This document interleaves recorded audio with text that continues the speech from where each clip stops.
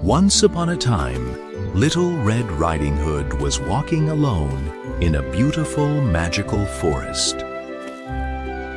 Deep inside the woods, a snaky gray wolf started to follow her, hiding behind the giant trees.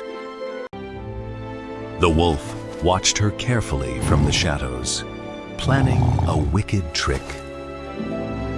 The clever wolf ran directly towards Grandma's cottage as fast as he could.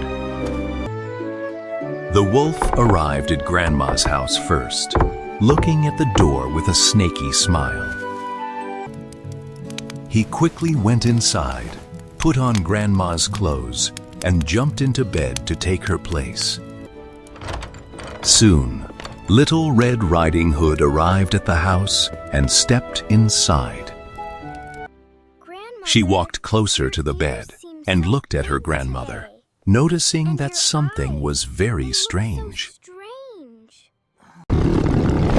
Suddenly, the wolf roared loudly, threw off the blanket, and jumped right out of bed. But a brave woodcutter rushed in just in time. He chased the wolf away and saved her.